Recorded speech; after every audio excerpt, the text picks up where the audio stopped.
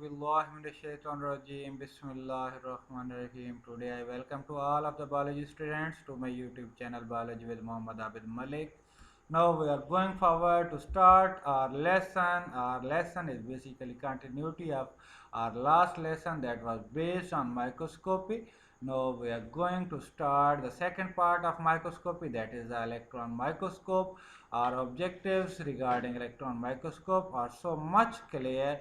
We just try to understand about the electron microscope. Some of the parts we try to know, and other more things, that is the basic things, that magnification and resolution of electron microscope. We try to understand about resolution and magnification of electron microscope, or in the end we try to understand about the different kinds of electron microscope. Now we are going forward to start our lesson.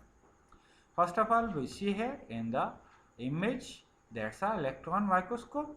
In this segment we can observe that is the electron microscope, and secondly that is the screen on which we can observe the images. So now we are trying to understand about the electron microscope. In electron microscope, object and lenses are placed in a vacuum chamber, and a beam of electrons is passed through object. That is the little bit definition of electron microscope. Secondly, we are going forward to see about the image formation. In electron microscope, if we have to consider, electrons pass through are reflected from object and make an image, and this image we can see on the screen. Functions of the lenses, where we have where is the matter of concern about lenses. So the lenses used in the electron microscope are the electromagnetic.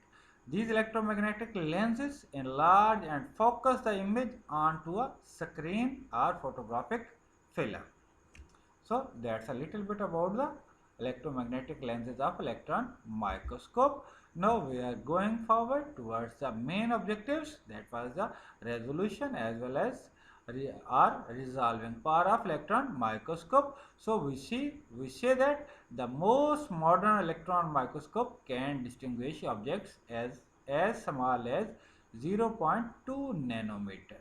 As we are well aware, 1 nanometer is equal to 1 over 100,000 millimeter. So that is the resolution. We can differentiate between the two things, two objects that have a difference, that have a distance of 0.2 nanometer. So that's a resolution of electron microscope. Now we are going forward to study about the magnification of electron microscope.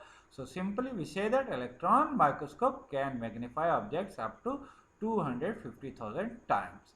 Now latest electron microscope can magnify the objects about 600 times, but 250,000 times, that's a routine used electron microscope's magnification.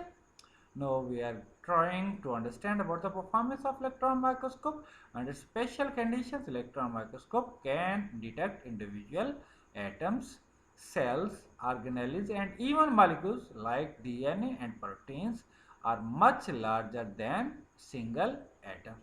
So if we are going forward to study about the DNA structure, proteins, so we can study the different atoms which are involved in making DNA and protein units. So we can see through electron microscope. We can observe it through electron microscope. Now that's regarding our last objectives of electron microscope, that are the kinds of electron microscope. There are two kinds of electron microscope.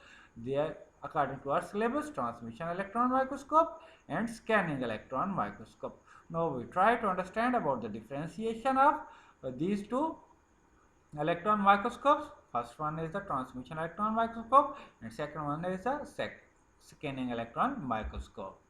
So first of all, we try to understand about the transmission electron microscope. In transmission electron microscope, electrons are transmitted through the specimen. And if we have to consider the scanning electron microscope, so we say that electrons are reflected from the metal coated surfaces. That is the first one difference. If we have to consider the second one difference, that is about transmission electron microscope. So transmission electron microscope is used to study the internal structures of the cell. And secondly, about scanning electron microscope is used to study the structure of cell surfaces. That is the little bit about the differentiation of the transmission as well as scanning electron microscope. And now our four objectives have been achieved. Now I am really thankful to you to watch my video. If you feel that our videos are good, then please subscribe my channel Biology with Muhammad Abid Malik, and also forward to your friends. Inshallah, I will see you in the next lesson. Take care of you, please. Allah Hafiz.